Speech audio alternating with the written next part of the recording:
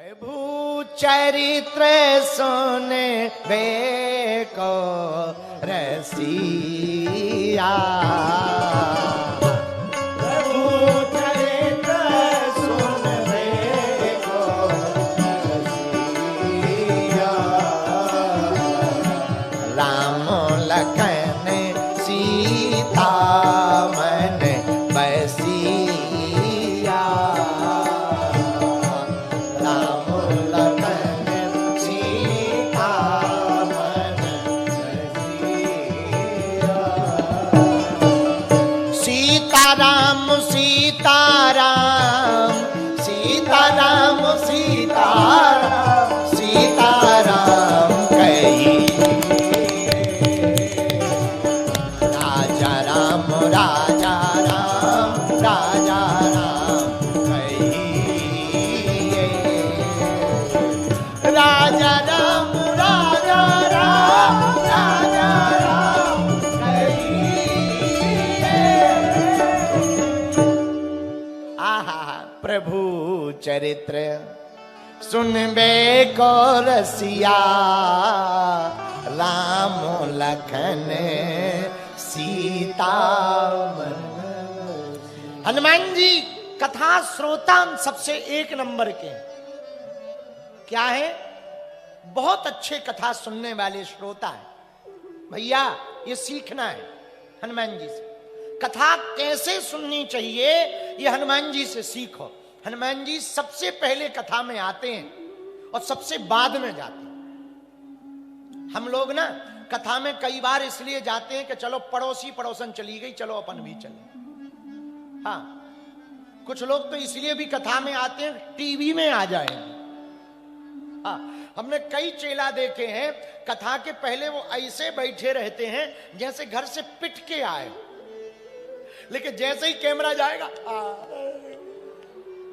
राम राम राम ठटरी के बरे, ऐसे लगने लगता है जैसे साक्षात मीरा उतर गई हो कैमरा जाती।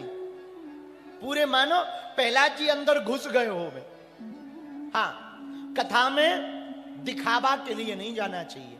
और कथा भी हम एक बात बोले, हमने पिछली बार भी बोली, आज हमने प्रेस कॉन्फ्रेंस में बोली, कथा धन चढ़ावा के लिए नहीं, सनातन के बढ़ावा के लिए होनी चाहिए,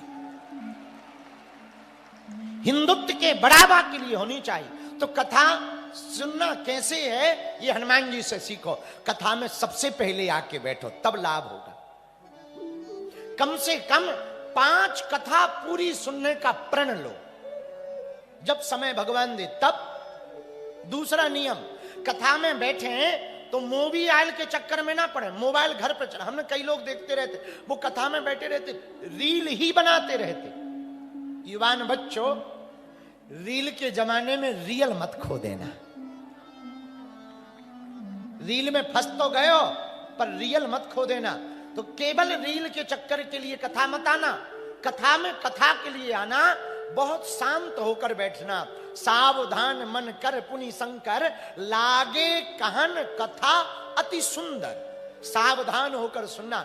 जैसे सरहद पर खड़ा सिपाही सावधान रहता है, वैसे कथा में बैठा हुआ श्रोता भी सावधान होना चाहिए। कब कौन सी बात तुम्हारे चित्त को लग जाए कोई ठिकाना थोड़ी है।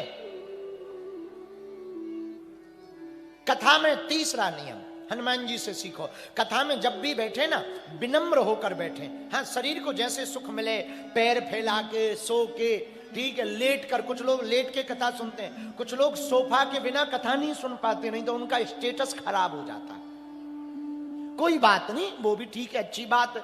कुछ लोग ऐसे होते हैं सबसे लास्ट में आएंगे, सबसे आगे बैठेंगे, वो उनका पक्का वाला नियम। कथा में ना भैंस की तरह नहीं जाना चाहिए, गाय की तरह जाना चाहिए। पूछो कैसे? अरे पूछो। गाय और भैंस दोनों जब तालाब में पानी पीने जाती हैं तो भैंस कैसे जाती है? पूरा अंदर तक जाएगी, पूरा कचरा ऊपर उठा देगी, फिर पानी पिएगी, फिर उसी में लौटेगी। लेकिन गाय जब पानी पीने जाएगी अंदर नहीं जाएगी, 2 पैर तालाब में रखेगी, 2 पैर बाहर रखेगी और पानी को पिएगी। ऐसे ही कथा में जाना चाहिए। कथा में सबको रौंदते हुए आगे नहीं जाना चाहिए, जहां मिले जगह वहीं बैठ कर आनंद से भगवान की कथा। हनुमान जी से ये सीखना। कथा सुनने का चौथा नियम, इन 5 दिनों में वैसे तो झूठ कभी ना बोलो, पर कम से कम 5 दिन तो ना बोलना। हाँ, सांच बराबर तप नहीं, झूठ बराबर पाप, जाके हृदय सांचे, प्रभुता के हृदय आ। इसलिए इन 5 दिनों में बहुत कम बोलो, ये आदत रखना। कथा सुनने का 5वां नियम, पूछो क्या? हो सके तो फलाहार रहो, रात को भोजन करो, दिन में फलाहार। पर नहीं चल पा रहा ना तो खाओ, पर खूब मत खाओ कि बगल वाले को डिस्टर्ब हो जाए। हाँ हाँ, और ये ठंडियों में मूली के पराठा मत खाना। हाँ, तो हो सके तो फलाहार ही रहो। पर मान लो कोई बीमारी है, शुगर बुगर का रोग है, कोई दिक्कत नहीं, खाओ भैया, एक टाइम भोजन पाओ, रात को पूरा भोजन पाओ, दिन में अल्पाहार, उसको अल्पाहार कहते हैं, स्वल्पाहार, अल्पाहार, फलाहार। जब नहीं चले तो फुलाहार। अल्पाहार, स्वल्पाहार, फलाहार, जब ना चले तो फुल आहार। लेकिन फुल आहार में भैया इतना ही लेना कि बगल वाले को डिस्टर्ब ना हो कि इसलिए बहुत बहुत बहुत कम। ये कथा का ये नहीं। और हाँ, भोजन में भी भैया ऐसा भोजन पाना इन 5 दिनों में, वैसे तो कभी नहीं गंदा भोजन पाना चाहिए, पर कम से कम भैया ना इन 5 दिनों में सात्विक भोजन पाना, बिना लहसुन प्याज का भोजन खाने की कोशिश करना। हनुमान जी से सीखो, कथा सुननी कैसी चाहिए। कथा में ना वृथा लेकर मत आओ, ये है वो है, ऐसा हो जाए, फलानी ने पीली साड़ी क्यों पहन रखी, उसने ऐसा क्यों पहन रखा, फलाना सूट पहन के क्यों आया, वो मंच पे क्यों चढ़ गया, वो गुरुजी के पास क्यों पहुंच।